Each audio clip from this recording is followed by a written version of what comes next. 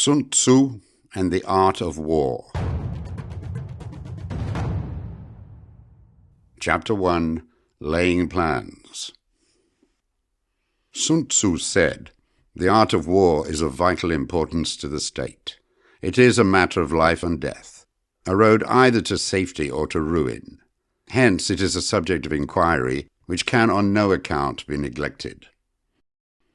The art of war, then, is governed by 5 constant factors to be taken into account in one's deliberations when seeking to determine the conditions obtaining in the field. These are 1. The moral law. 2. Heaven. 3. Earth. 4. The commander. 5. Method and discipline. The moral law causes the people to be in complete accord with their ruler, so that they will follow him regardless of their lives, undismayed by any danger. Heaven signifies night and day, cold and heat, times and seasons. Earth comprises distances, great and small, danger and security, open ground and narrow passes, the chances of life and death. The commander stands for the virtues of wisdom, sincerity, benevolence, courage, and strictness. By method and discipline are to be understood the marshalling of the army in its proper subdivisions, the graduations of rank among the officers, the maintenance of roads by which supplies may reach the army, and the control of military expenditure. These 5 heads should be familiar to every general. He who knows them will be victorious. He who knows them not will fail. Therefore, in your deliberations, when seeking to determine the military conditions, let them be made the basis of a comparison. In this wise: 1. Which of the 2 sovereigns is imbued with the moral law? 2. Which of the 2 generals has most ability? 3. With whom lie the advantages derived from heaven and earth? 4. On which side is discipline most rigorously enforced? 5. Which army is stronger? 6. On which side are officers and men more highly trained? 7. In which army is there the greater constancy, both in reward and punishment? By means of these 7 considerations, I can forecast victory or defeat. The general that hearkens to my counsel and acts upon it will conquer. Let such a one be retained in command. The general that hearkens not to my counsel, nor acts upon it, will suffer defeat. Let such a one be dismissed. While heeding the profit of my counsel, avail yourselves also of any helpful circumstances over and beyond the ordinary rules. Accordingly, as circumstances are favorable, one should modify one's plans. All warfare is based on deception. Hence, when able to attack, we must seem unable. When using our forces, we must seem inactive. When we are near, we must make the enemy believe we are far away. When far away, we must make him believe we are near. Hold out baits to entice the enemy, feign disorder, and crush him. If he is secure at all points, be prepared for him. If he is in superior strength, evade him. If your opponent is of choleric temper, seek to irritate him. Pretend to be weak, that he may grow arrogant. If he is taking his ease, give him no rest. If his forces are united, separate them. Attack him when he is unprepared. Appear where you are not expected. These military devices leading to victory must not be divulged beforehand. Now, the general who wins a battle makes many calculations in his temple ere the battle is fought. The general who loses a battle makes but few calculations beforehand. Thus do many calculations lead to victory and few calculations to defeat. How much more no calculation at all? It is by attention to this point that I can foresee who is likely to win or lose. Chapter 2. Waging War. Sun Tzu said, In the operations of war, where there are in the field 1,000 swift chariots, as many heavy chariots, and 100,000 mail-clad soldiers, with provisions enough to carry them 1,000 li. The expenditure at home and at the front, including entertainment of guests, small items such as glue and paint, and some spent on chariots and armour, will reach the total of 1,000 ounces of silver per day. Such is the cost of raising an army of 100,000 men. When you engage in actual fighting, if victory is long in coming, then men's weapons will grow dull, and their ardour will be damped. If you lay siege to a town, you will exhaust your strength. Again, if the campaign is protracted, the resources of the state will not be equal to the strain. Now, when your weapons are dulled, your ardour damped, your strength exhausted, and your treasure spent, other chieftains will spring up to take advantage of your extremity. Then no man, however wise, will be able to avert the consequences that must ensue. Thus, though we have heard of stupid haste in war, cleverness has never been seen associated with long delays. There is no instance of a country having benefited from prolonged war. It is only one who is thoroughly acquainted with the evils of war that can thoroughly understand the profitable way of carrying it on. The skilful soldier does not raise a second levy, neither are his supply wagons loaded more than twice. Bring war material with you from home, but forage on the enemy. Thus the army will have food enough for its needs. Poverty of the state exchequer causes an army to be maintained by contributions from a distance. Contributing to maintain an army at a distance causes the people to be impoverished. On the other hand, the proximity of an army causes prices to go up, and high prices cause the people's substance to be drained away.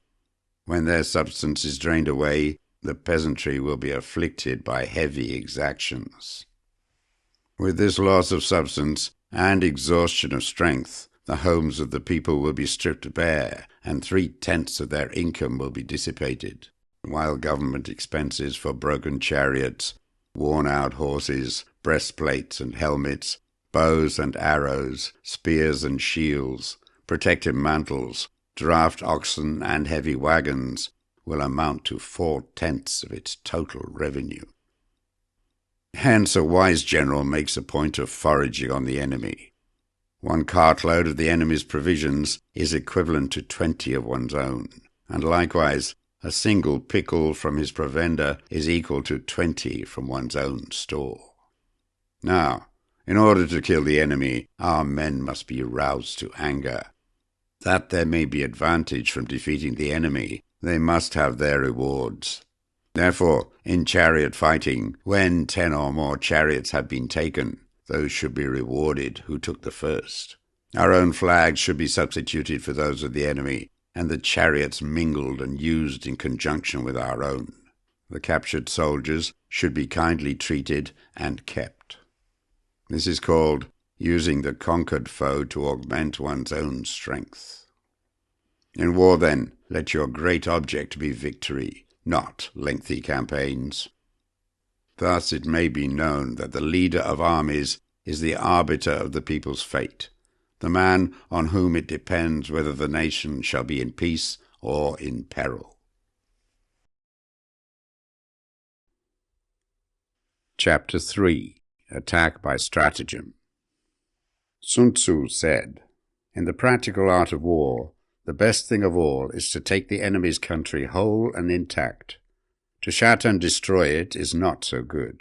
So, too, it is better to recapture an army entire than to destroy it, to capture a regiment, a detachment, or a company entire than to destroy them. Hence, to fight and conquer in all your battles is not supreme excellence. Supreme excellence consists in breaking the enemy's resistance without fighting." Thus, the highest form of generalship is to balk the enemy's plans. The next best is to prevent the junction of the enemy's forces. The next, in order is to attack the enemy's army in the field, and the worst policy of all is to besiege walled cities. The rule is not to besiege walled cities if it can possibly be avoided. The preparation of mantlets, movable shelters, and various implements of war will take up 3 whole months, and the piling up of mounds over against the walls will take 3 months more. The general, unable to control his irritation, will launch his men to the assault like swarming ants, with the result that 1/3 of his men are slain, while the town still remains untaken. Such are the disastrous effects of a siege. Therefore, the skilled leader subdues the enemy's troops without any fighting. He captures their cities without laying siege to them. He overthrows their kingdom without lengthy operations in the field. With his forces intact, he will dispute the mastery of the empire, and thus, without losing a man, his triumph will be complete. This is the method of attacking by stratagem.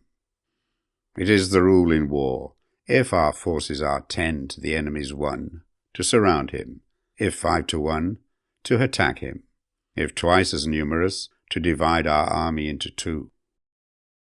If equally matched, we can offer battle. If slightly inferior in numbers, we can avoid the enemy.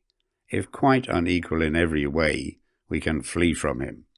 Hence, though an obstinate fight may be made by a small force, in the end it must be captured by the larger force.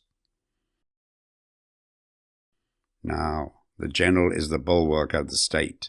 If the bulwark is complete at all points, the state will be strong.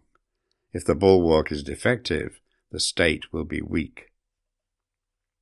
There are 3 ways in which a ruler can bring misfortune upon his army: by commanding the army to advance or to retreat, being ignorant of the fact that it cannot obey. This is called hobbling the army. By attempting to govern an army in the same way as he administers a kingdom, being ignorant of the conditions which obtain in an army. This causes restlessness in the soldiers' minds. By employing the officers of his army without discrimination, through ignorance of the military principle of adaptation to circumstances. This shakes the confidence of the soldiers. But when the army is restless and distrustful, trouble is sure to come from the other feudal princes. This is simply bringing anarchy into the army and flinging victory away. Thus we may know that there are 5 essentials for victory. 1. He will win who knows when to fight and when not to fight. 2. He will win who knows how to handle both superior and inferior forces. 3.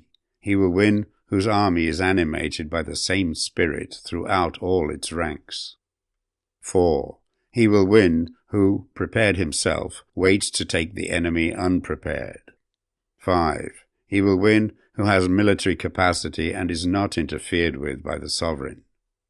Hence the saying, if you know the enemy and know yourself, you need not fear the result of 100 battles. If you know yourself, but not the enemy, for every victory gained, you will also suffer a defeat. If you know neither the enemy nor yourself, you will succumb in every battle. Chapter 4. Tactical Dispositions. Sun Tzu said, "The good fighters of old first put themselves beyond the possibility of defeat, and then waited for an opportunity of defeating the enemy." To secure ourselves against defeat lies in our own hands, but the opportunity of defeating the enemy is provided by the enemy himself. Thus, the good fighter is able to secure himself against defeat, but cannot make certain of defeating the enemy. Hence the saying, one may know how to conquer without being able to do it. Security against defeat implies defensive tactics. Ability to defeat the enemy means taking the offensive. Standing on the defensive indicates insufficient strength, attacking a superabundance of strength. The general who is skilled in defense hides in the most secret recesses of the earth. He who is skilled in attack flashes forth from the topmost heights of heaven. Thus, on one hand, we have ability to protect ourselves. On the other, a victory that is complete. To see victory only when it is within the ken of the common herd is not the acme of excellence. Neither is it the acme of excellence if you fight and conquer, and the whole empire says, "Well done." To lift an autumn hair is no sign of great strength. To see the sun and moon is no sign of sharp sight. To hear the noise of thunder is no sign of a quick ear. What the ancients called a clever fighter is one who not only wins, but excels in winning with ease. Hence his victories bring him neither reputation for wisdom nor credit for courage. He wins his battles by making no mistakes. Making no mistakes is what establishes the certainty of victory, for it means conquering an enemy that is already defeated. Hence the skillful fighter puts himself into a position which makes defeat impossible, and does not miss the moment for defeating the enemy. Thus it is that in war the victorious strategist only seeks battle after the victory has been won, whereas he who is destined to defeat first fights and afterwards looks for victory. The consummate leader cultivates the moral law and strictly adheres to method and discipline. Thus it is in his power to control success. In respect of military method, we have, firstly, measurement, secondly, estimation of quantity, thirdly, calculation, fourthly, balancing of chances, fifthly, victory. Measurement owes its existence to earth, estimation of quantity to measurement, calculation to estimation of quantity, balancing of chances to calculation, and victory to balancing of chances. A victorious army, opposed to a routed one, is as a pound's weight placed in a scale against a single grain. The onrush of a conquering force is like the bursting of pent-up waters into a chasm 1,000 fathoms deep. Chapter 5. Energy. Sun Tzu said, "The control of a large force is the same principle as the control of a few men. It is merely a question of dividing up their numbers." Fighting with a large army under your command is nowise different from fighting with a small one. It is merely a question of instituting signs and signals. To ensure that your whole host may withstand the brunt of the enemy's attack and remain unshaken, this is effected by maneuvers direct and indirect. That the impact of your army may be like a grindstone dashed against an egg, this is effected by the science of weak points and strong. In all fighting, the direct method may be used for joining battle, but indirect methods will be needed in order to secure victory.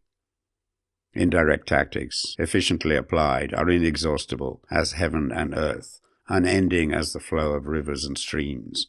Like the sun and moon, they end, but to begin anew. Like the 4 seasons, they pass away to return once more. There are not more than 5 musical notes, yet the combinations of these 5 give rise to more melodies than can ever be heard. There are not more than 5 primary colors, blue, yellow, red, white, black.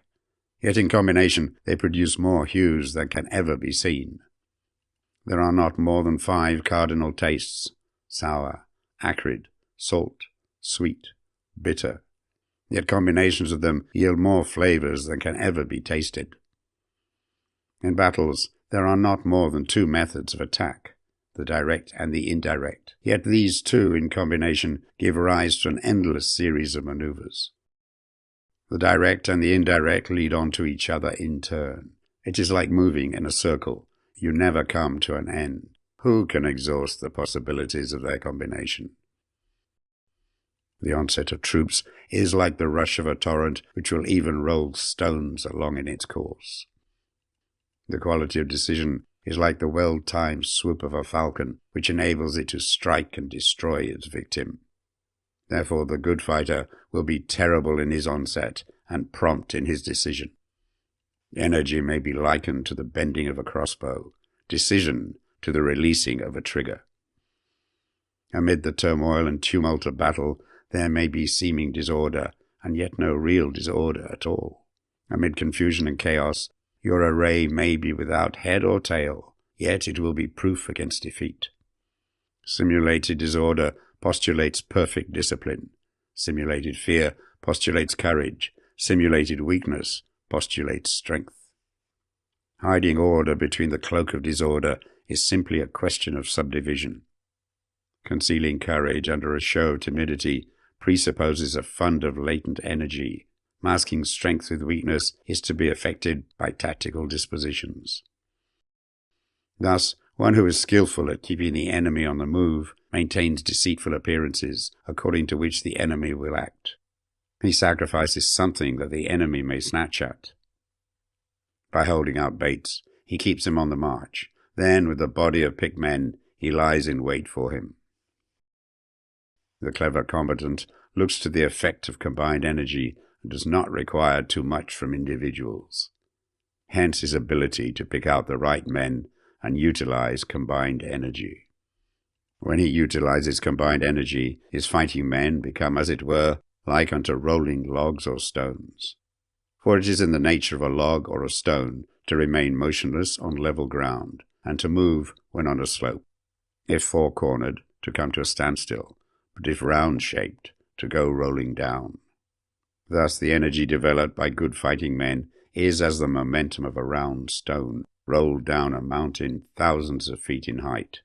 So much on the subject of energy. Chapter 6. Weak Points and Strong. Sun Tzu said, "Whoever is first in the field and awaits the coming of the enemy will be fresh for the fight.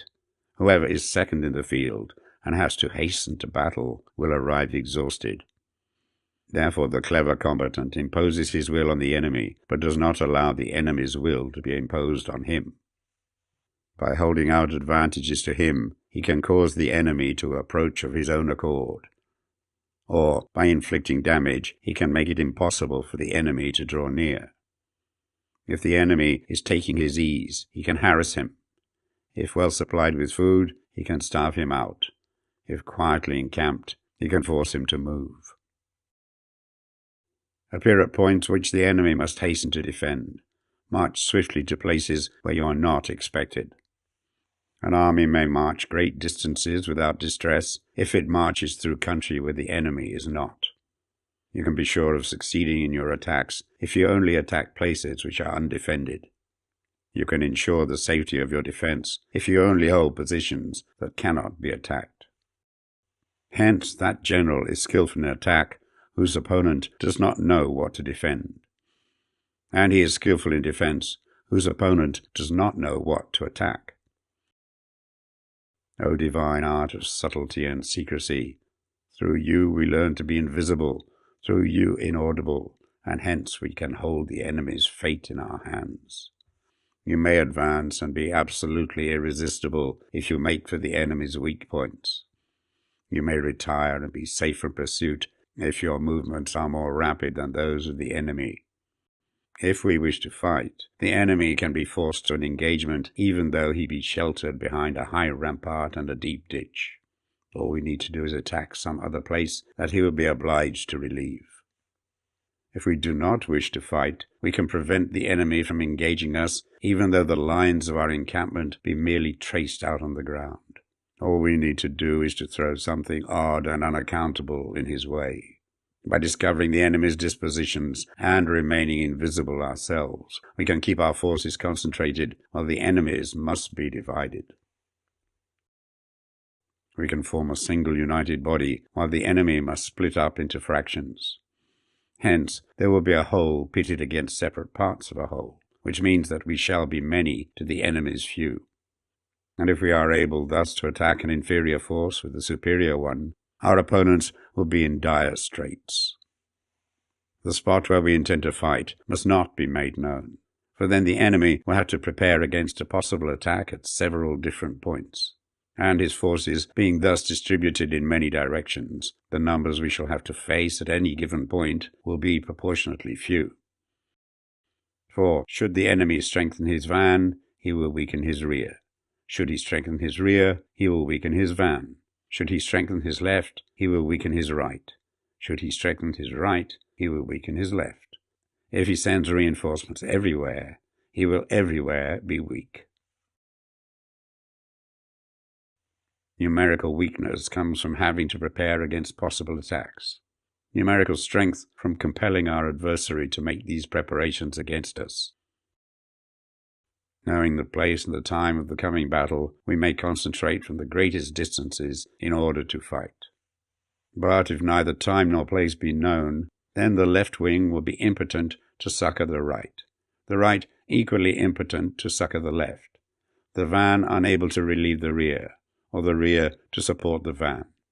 How much more so if the furthest portions of the army are anything under 100 li apart, and even the nearest are separated by several li.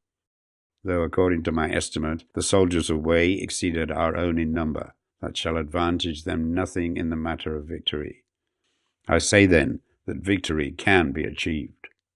Though the enemy be stronger in numbers, we may prevent him from fighting.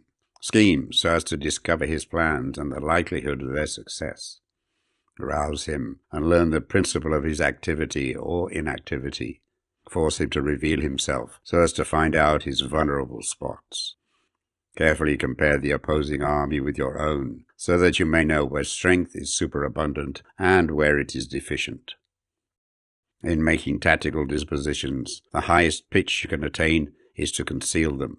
Conceal your dispositions, and you will be safe from the prying of the subtlest spies, from the machinations of the wisest brains. How victory may be produced for them out of the enemy's own tactics, that is what the multitude cannot comprehend. All men can see the tactics whereby I conquer, but what none can see is the strategy out of which victory is evolved. Do not repeat the tactics which have gained you one victory, but let your methods be regulated by the infinite variety of circumstances. Military tactics are like unto water, for water in its natural course runs away from high places and hastens downwards. So in war, the way is to avoid what is strong and to strike at what is weak. Water shapes its course according to the nature of the ground over which it flows. The soldier works out his victory in relation to the foe whom he is facing. Therefore, just as water retains no constant shape, so in warfare there are no constant conditions. He who can modify his tactics in relation to his opponent and thereby succeed in winning may be called a heaven-born captain. The 5 elements, water, fire, wood, metal, earth, are not always equally predominant. The 4 seasons make way for each other in turn. There are short days and long. The moon has its periods of waning and waxing. Chapter 7. Maneuvering. Sun Tzu said, "In war, the general receives his commands from the sovereign. Having collected an army and concentrated his forces, he must blend and harmonize the different elements thereof before pitching his camp. After that comes tactical maneuvering, than which there is nothing more difficult. The difficulty of tactical maneuvering consists in turning the devious into the direct, and misfortune into gain. Thus, to take a long and circuitous route after enticing the enemy out of the way, and those starting after him to contrive to reach the goal before him, shows knowledge of the artifice of deviation. Maneuvering with an army is advantageous, with an undisciplined multitude most dangerous. If you set a fully equipped army in march in order to snatch an advantage, the chances are that you will be too late. On the other hand, to detach a flying column for the purpose involves the sacrifice of its baggage and stores. Thus, if you order your men to roll up their buff coats and make forced marches without halting day or night, covering double the usual distance at a stretch, doing 100 li in order to wrest an advantage, the leaders of all your 3 divisions will fall into the hands of the enemy. The stronger men will be in front, the jaded ones will fall behind, and on this plan only 1/10 of your army will reach its destination. If you march 50 li in order to outmaneuver the enemy, you will lose the leader of your first division, and only half your force will reach the goal. If you march 30 li with the same object, 2/3 of your army will arrive. We may take it, then, that an army without its baggage train is lost. Without provisions it is lost. Without bases of supply it is lost. We cannot enter into alliance until we are acquainted with the designs of our neighbours. We are not fit to lead an army on the march unless we are familiar with the face of the country, its mountains and forests, its pitfalls and precipices, its marshes and swamps. We shall be unable to turn natural advantage to account unless we make use of local guides. In war, practice dissimulation, and you will succeed. Whether to concentrate or to divide your troops must be decided by circumstances. Let your rapidity be that of the wind, your compactness that of the forest. In raiding and plundering, be like fire. Immovability is like a mountain. Let your plans be dark and impenetrable as night, and when you move, fall like a thunderbolt. When you plunder a countryside, let the spoil be divided amongst your men. When you capture new territory, cut it up into allotments for the benefit of the soldiery. Ponder and deliberate before you make a move. He will conquer who has learned the artifice of deviation. Such is the art of maneuvering. The Book of Army Management says, on the field of battle, the spoken word does not carry far enough. Hence the institution of gongs and drums. Nor can ordinary objects be seen clearly enough. Hence the institution of banners and flags. Gongs and drums, banners and flags are means whereby the ears and eyes of the host may be focused on one particular point. The host thus forming a single united body, it is impossible either for the brave to advance alone or for the cowardly to retreat alone. This is the art of handling large masses of men. In night fighting, then, make much use of signal fires and drums, and in fighting by day of flags and banners, as a means of influencing the ears and eyes of your army. The whole army may be robbed of its spirit. A commander-in-chief may be robbed of his presence of mind. Now, a soldier's spirit is keenest in the morning. By noonday it has begun to flag, and in the evening his mind is bent only on returning to camp. A clever general, therefore, avoids an army when the spirit is keen, but attacks it when it is sluggish and inclined to return. This is the art of studying moods. Disciplined and calm, to await the appearance of disorder and hubbub amongst the enemy. This is the art of retaining self-possession.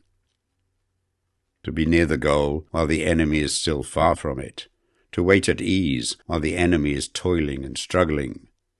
To be well fed while the enemy is famished. This is the art of husbanding one's strength.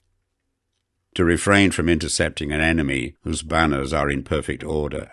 To refrain from attacking an army drawn up in calm and confident array. This is the art of studying circumstances. It is a military axiom not to advance uphill against the enemy, nor to oppose him when he comes downhill. Do not pursue an enemy who simulates flight. Do not attack soldiers whose temper is keen. Do not swallow bait offered by the enemy. Do not interfere with an army that is returning home. When you surround an army, leave an outlet free. Do not press a desperate foe too hard. Such is the art of warfare.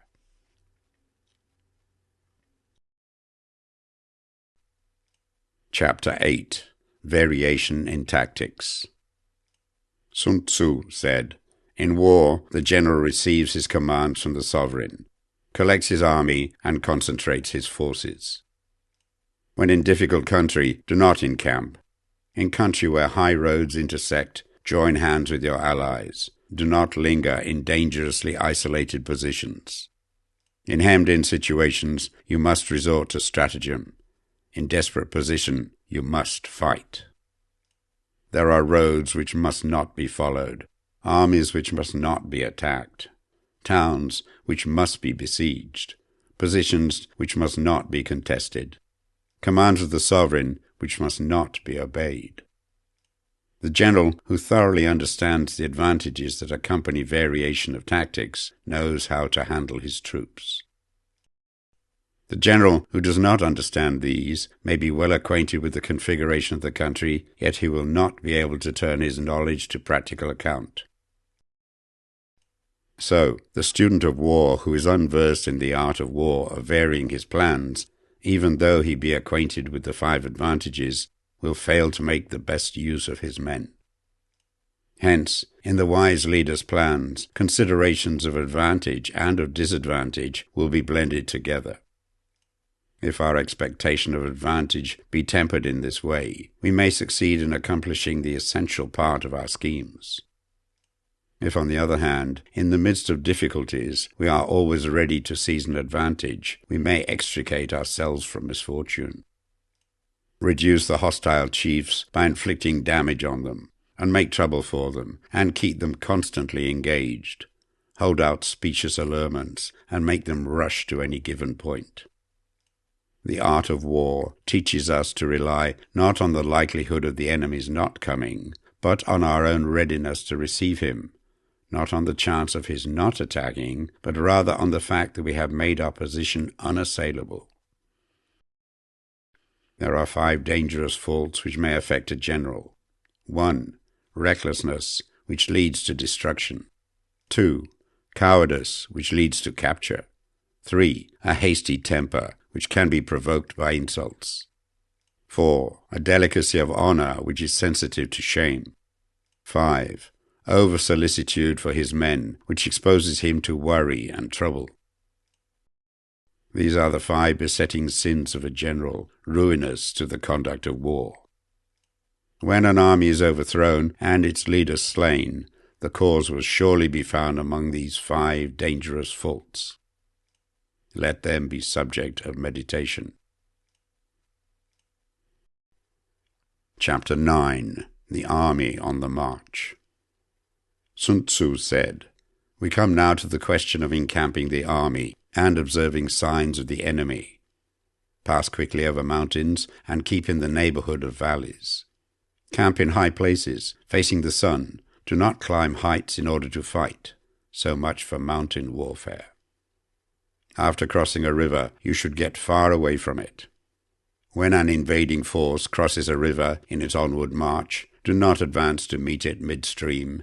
It will be best to let half the army get across and then deliver your attack. If you are anxious to fight, you should not go to meet the invader near a river which he has to cross. Moor your craft higher up than the enemy and facing the sun. Do not move upstream to meet the enemy. So much for river warfare. In crossing salt marshes, your sole concern should be to get over them quickly without any delay. If forced to fight in a salt marsh, you should have water and grass near you and get your back to a clump of trees. So much for operations in salt marshes. In dry, level country, take up an easily accessible position with rising ground to your right and on your rear, so that the danger may be in front and safety lie behind. So much for campaigning in flat country. These are 4 useful branches of military knowledge which enabled the Yellow Emperor to vanquish 4 several sovereigns. All armies prefer high ground to low and sunny places to dark. If you are careful with your men and camp on hard ground, the army will be free from disease of every kind, and this will spell victory. When you come to a hill or a bank, occupy the sunny side, with the slope on your right rear. Thus, you will at once act for the benefit of your soldiers and utilize the natural advantages of the ground. When, in consequence of heavy rains up country, a river which you wish to ford is swollen and flecked with foam, you must wait till it subsides.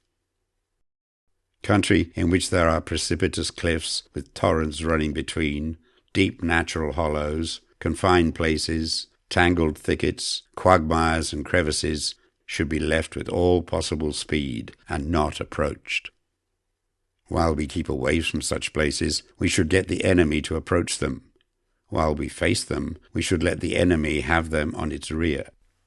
If in the neighborhood of your camp there should be any hilly country, ponds surrounded by aquatic grass, Hollow basins filled with reeds, or woods with thick undergrowth, they must be carefully routed out and searched, for these are places where men in ambush or insidious spies are likely to be lurking.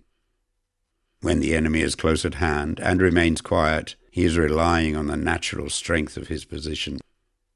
When he keeps aloof and tries to provoke a battle, he is anxious for the other side to advance. If his place of encampment is easy of access, he is tendering a bait.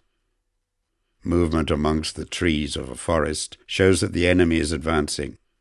The appearance of a number of screens in the midst of thick grass means that the enemy wants to make us suspicious. The rising of birds in their flight is the sign of an ambuscade. Startled beasts indicate that a sudden attack is coming. When there is dust rising in a high column, it is the sign of chariots advancing.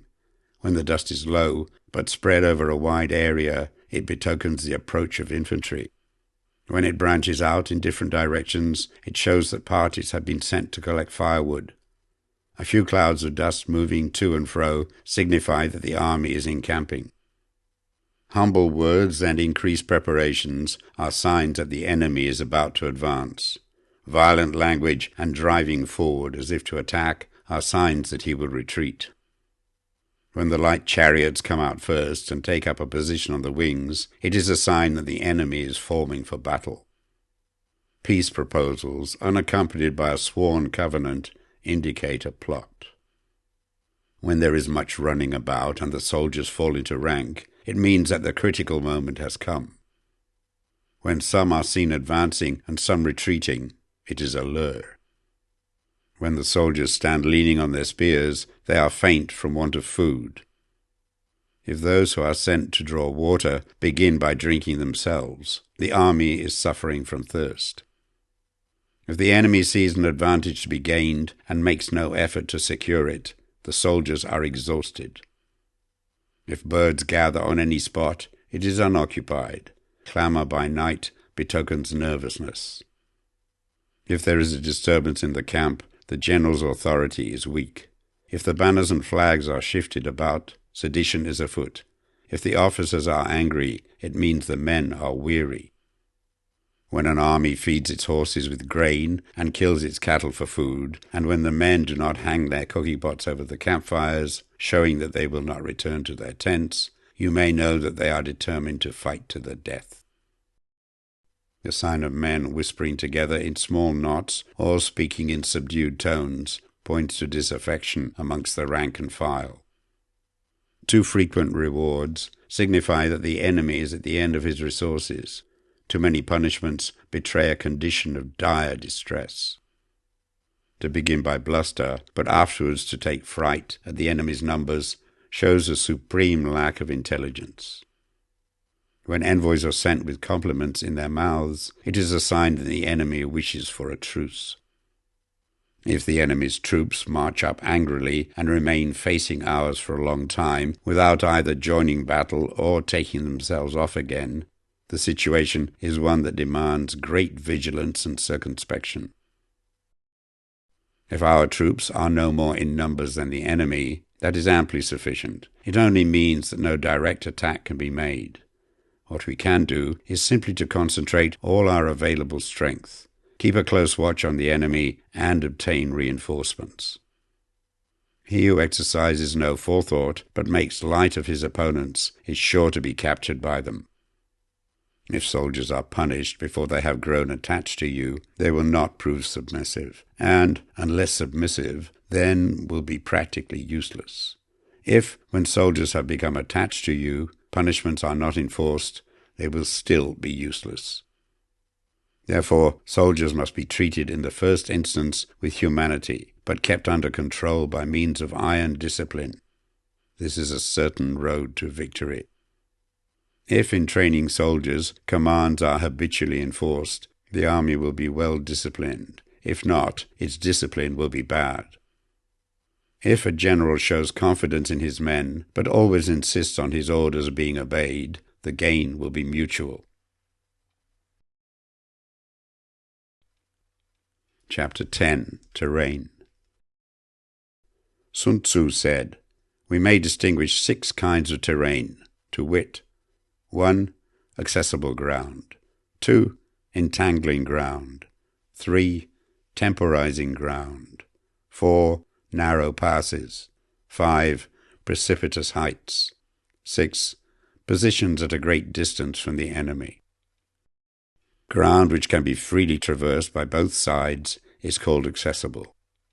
With regard to ground of this nature, be before the enemy in occupying the raised and sunny spots, and carefully guard your line of supplies. Then you will be able to fight with advantage.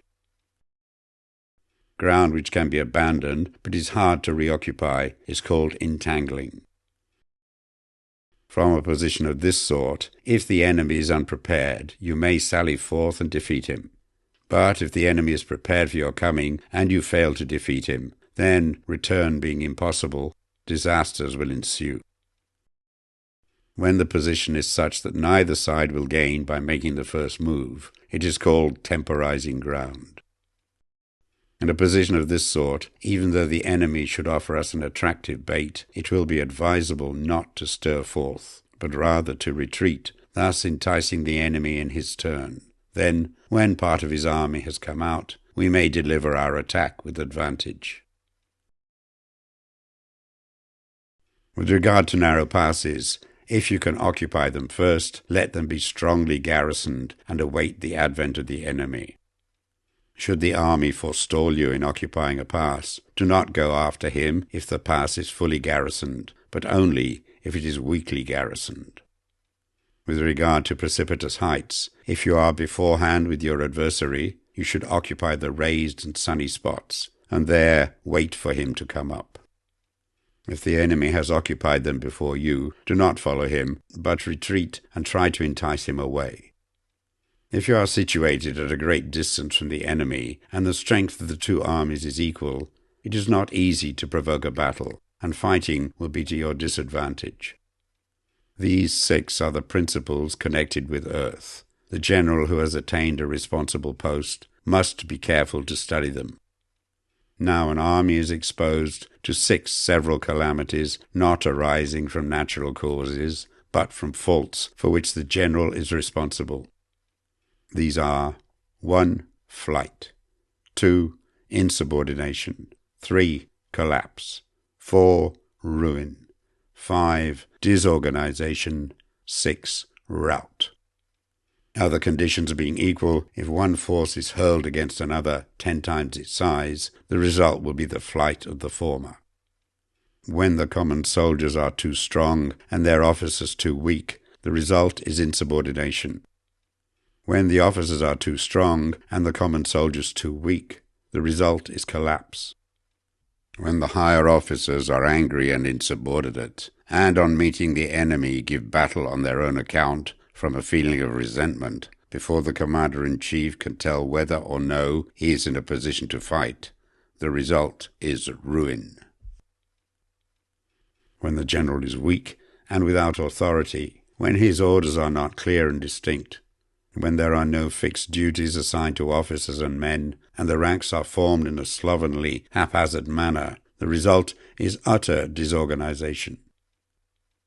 When a general, unable to estimate the enemy's strength, allows an inferior force to engage a larger one, or hurls a weak detachment against a powerful one, and neglects to place picked soldiers in the front rank, the result must be rout. There are 6 ways of courting defeat, which must be carefully noted by the general who has attained a responsible post. The natural formation of the country is the soldier's best ally, but a power of estimating the adversary, of controlling the forces of victory, and of shrewdly calculating difficulties, dangers, and distances constitutes the test of a great general. He who knows these things, and in fighting puts his knowledge into practice, will win his battles. He who knows them not, nor practices them, will surely be defeated. If fighting is sure to result in victory, then you must fight, even though the ruler forbid it. If fighting will not result in victory, then you must not fight, even at the ruler's bidding. The general who advances without coveting fame and retreats without fearing disgrace, whose only thought is to protect his country and do good service for his sovereign, is the jewel of the kingdom. Regard your soldiers as your children, and they will follow you into the deepest valleys.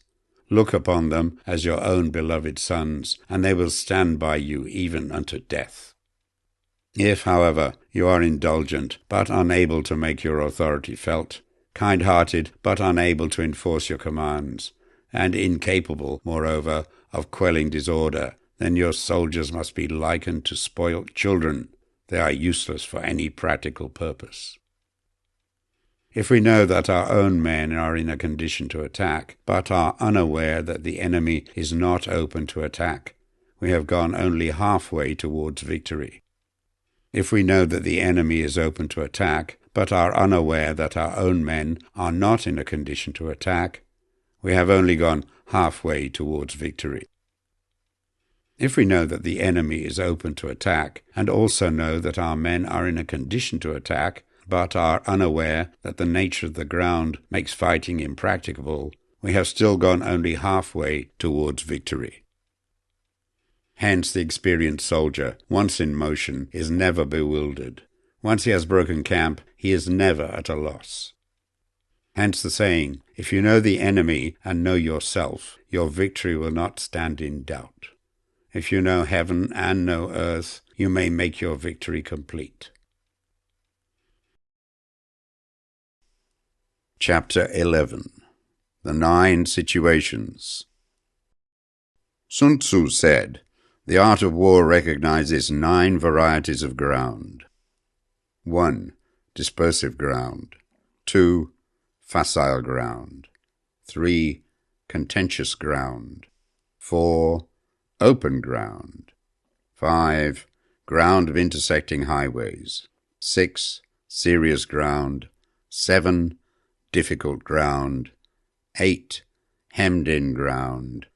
9. Desperate ground." When a chieftain is fighting in his own territory, it is dispersive ground. When he has penetrated into hostile territory, but to no great distance, it is facile ground. Ground the possession of which imports great advantage to either side is contentious ground. Ground on which each side has liberty of movement is open ground. Ground which forms the key to 3 contiguous states, so that he who occupies it first has most of the empire at his command, is a ground of intersecting highways. When an army has penetrated into the heart of a hostile country, leaving a number of fortified cities in its rear, it is serious ground. Mountain forests, rugged steeps, marshes and fens, all country that is hard to traverse, this is difficult ground.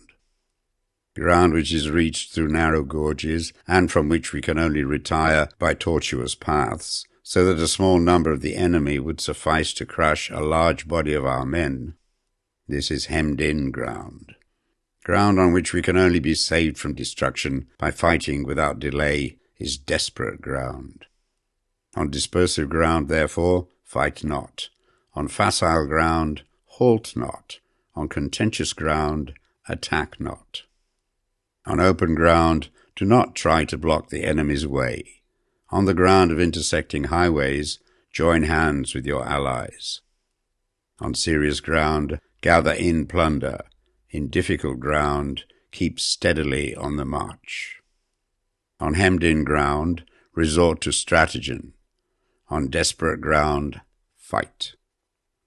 Those who were called skillful leaders of old knew how to drive a wedge between the enemy's front and rear, to prevent cooperation between his large and small divisions, to hinder the good troops from rescuing the bad, the officers from rallying their men.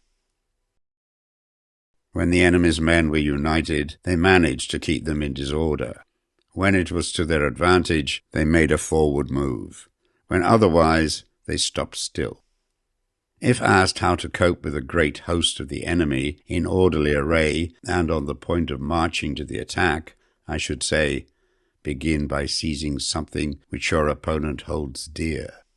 Then he will be amenable to your will. Rapidity is the essence of war. Take advantage of the enemy's unreadiness. Make your way by unexpected routes, and attack unguarded spots. The following are the principles to be observed by an invading force. The further you penetrate into a country, the greater will be the solidarity of your troops, and thus the defenders will not prevail against you. Make forays in fertile country in order to supply your army with food. Carefully study the well-being of your men, and do not overtax them. Concentrate your energy and hoard your strength. Keep your army continually on the move, and devise unfathomable plans. Throw your soldiers into positions whence there is no escape, and they will prefer death to flight. If they will face death, there is nothing they may not achieve. Officers and men alike will put forward their uttermost strength. Soldiers, when in desperate straits, lose the sense of fear. If there is no place of refuge, they will stand firm. If they are in hostile country, they will show a stubborn front. If there is no help for it, they will fight hard. Thus, without waiting to be marshalled, the soldiers will be constantly on the qui-vive, without waiting to be asked. They will do your will without restrictions. They will be faithful without giving orders. They can be trusted. Prohibit the taking of omens, and do away with superstitious doubts. Then, until death itself comes, no calamity need be feared. If our soldiers are not overburdened with money, it is not because they have a distaste for riches. If their lives are not unduly long, it is not because they are disinclined to longevity. On the day they are ordered out to battle, your soldiers may weep, those sitting up bedewing their garments, and those lying down letting the tears run down their cheeks. But let them once be brought to bay, and they will display the courage of a Chu or a Kui. The skilful tactician may be likened to the shuaijian. Now the shuaijian is a snake that is found in the Jiong Mountains. Strike at its head, and you will be attacked by its tail. Strike at its tail, and you will be attacked by its head. Strike at its middle, and you will be attacked by the head and tail, both. Asked if an army can be made to imitate the shuaijian, I should answer yes. For the men of Wu and the men of Yue are enemies, yet if they are crossing a river in the same boat and are caught by a storm, they will come to each other's assistance, just as the left hand helps the right. Hence it is not enough to put one's trust in the tethering of horses and the burying of chariot wheels in the ground. The principle on which to manage an army is to set up one standard of courage which all must reach. How to make the best of both strong and weak, that is a question involving the proper use of ground.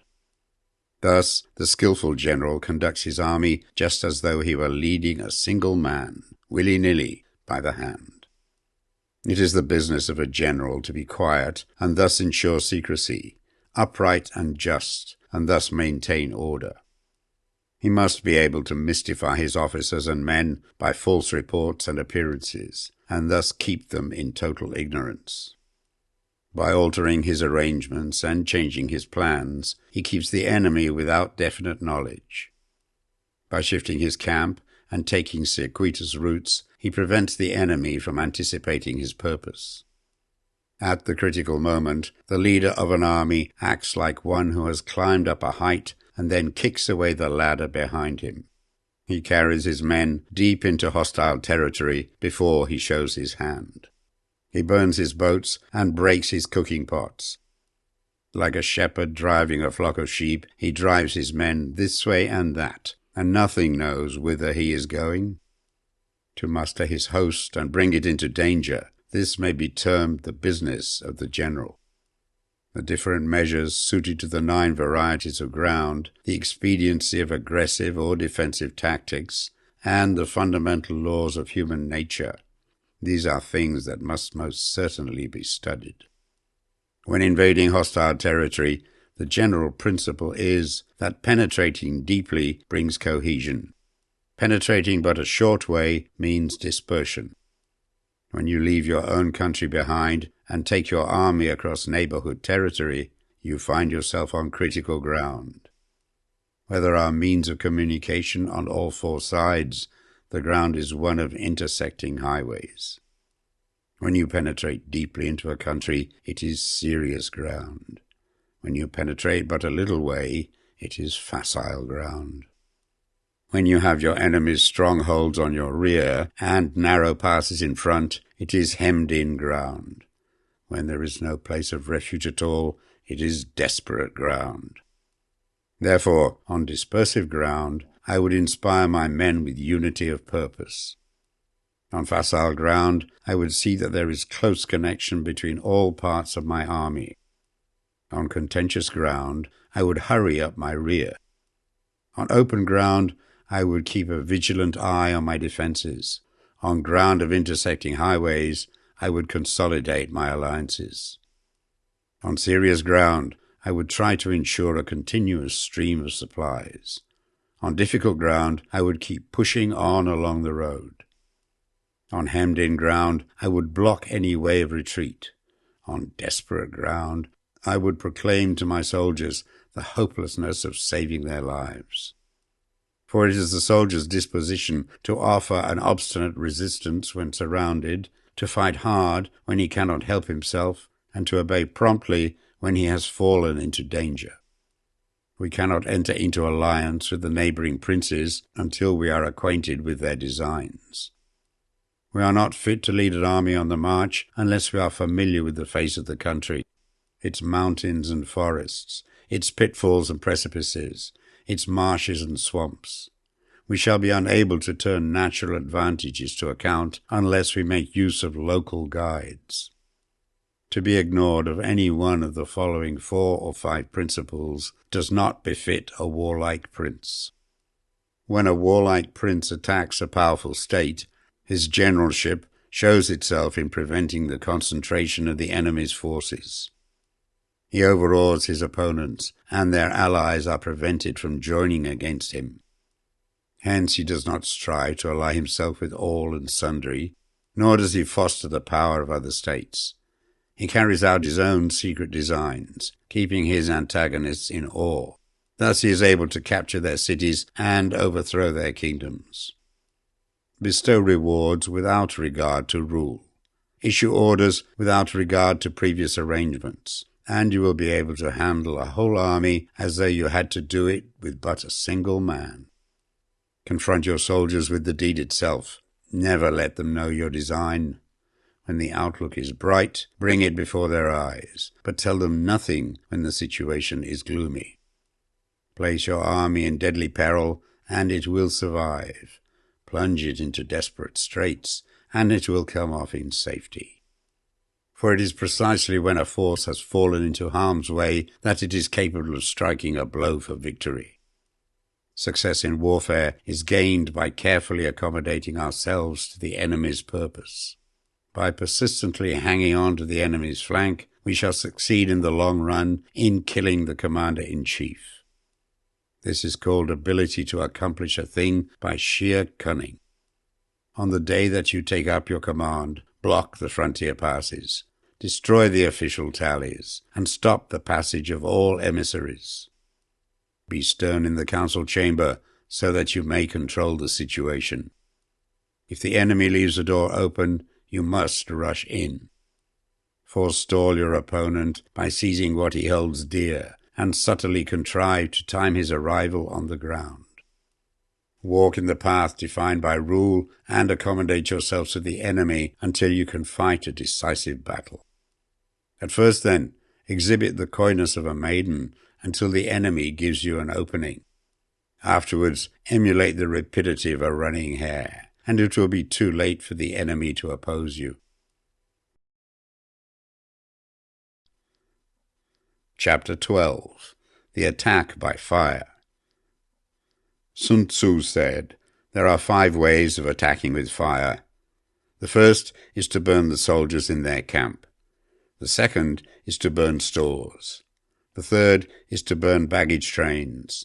The fourth is to burn arsenals and magazines. The fifth is to hurl dropping fire amongst the enemy. In order to carry out an attack, we must have means available. The material for raising fire should always be kept in readiness. There is a proper season for making attacks with fire, and special days for starting a conflagration. The proper season is when the weather is very dry. The special days are those when the moon is in the constellations of the sieve, the wall, the wing, or the crossbar, for these four are all days of rising wind.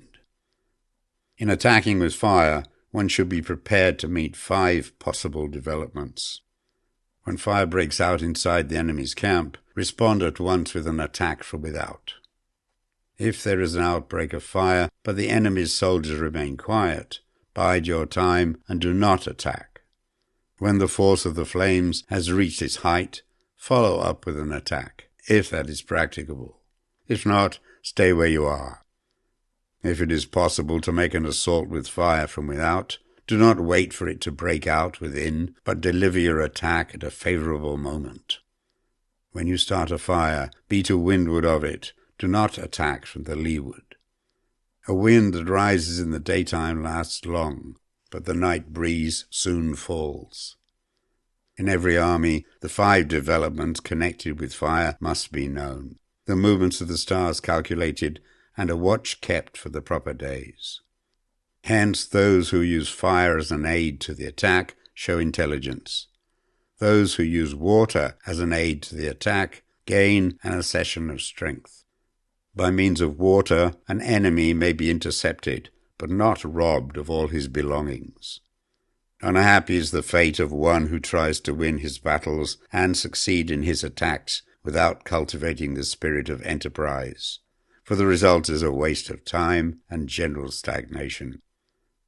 Hence the saying, the enlightened ruler lays his plans well, the good general cultivates his resources. Move not until you see an advantage. Use not your troops unless there is something to be gained. Fight not unless the position is critical. No ruler should put troops into the field merely to gratify his own spleen. No general should fight a battle simply out of pique. If it is to your advantage, make a forward move. If not, stay where you are.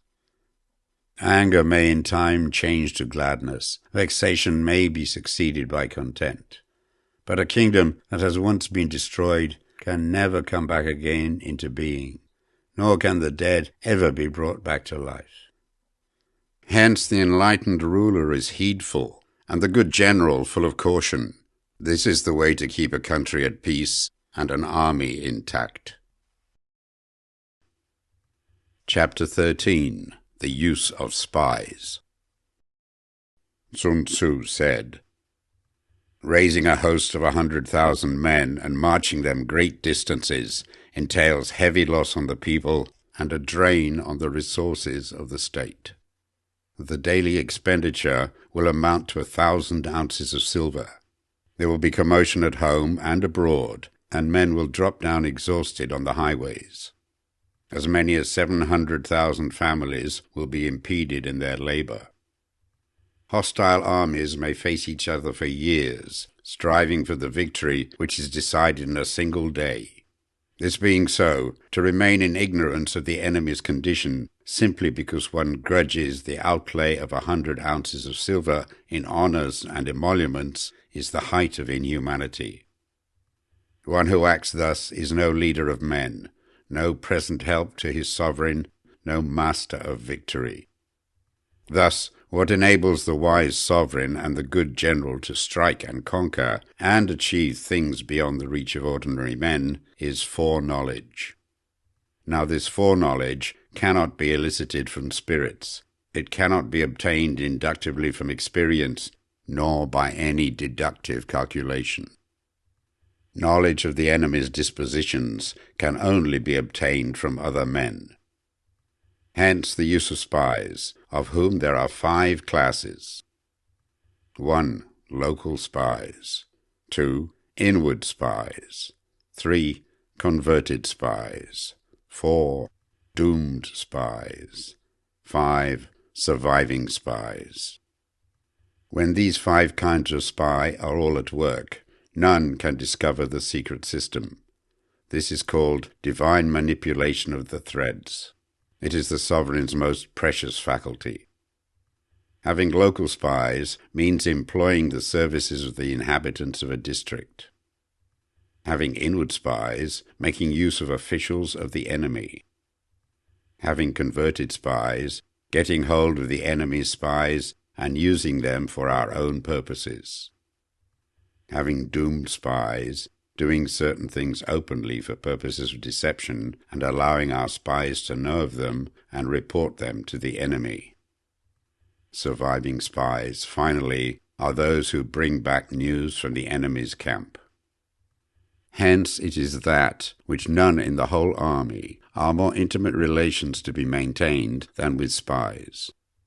None should be more liberally rewarded. In no other business should greater secrecy be preserved. Spies cannot be usefully employed without a certain intuitive sagacity. They cannot be properly managed without benevolence and straightforwardness. Without subtle ingenuity of mind, one cannot make certain of the truth of their reports. Be subtle, and use your spies for every kind of business. If a secret piece of news is divulged by a spy before the time is ripe, he must be put to death, together with the man to whom the secret was told. Whether the object be to crush an army, to storm a city, or to assassinate an individual, it is always necessary to begin by finding out the names of the attendants, the aides-de-camp, and doorkeepers, and sentries of the general in command. Our spies must be commissioned to ascertain these. The enemy's spies, who have come to spy on us, must be sought out, tempted with bribes, led away, and comfortably housed. Thus they will become converted spies and available for our service. It is through the information brought by the converted spy that we are able to acquire and employ local and inward spies. It is owing to his information again that we can cause the doomed spy to carry false tidings to the enemy. Lastly, it is by his information that the surviving spy can be used on appointed occasions. The end and aim of spying, in all its 5 varieties, is knowledge of the enemy, and this knowledge can only be derived in the first instance from the converted spy. Hence it is essential that the converted spy be treated with the utmost liberality. Of old, the rise of the Yin dynasty was due to Ai Chi, who had served under the Hsia. Likewise, the rise of the Zhou dynasty was due to Liu Ya, who had served under the Yin. Hence, it is only the enlightened ruler and the wise general who will use the highest intelligence of the army for purposes of spying, and thereby they achieve great results. Spies are a most important element in warfare, because on them depends an army's ability to move.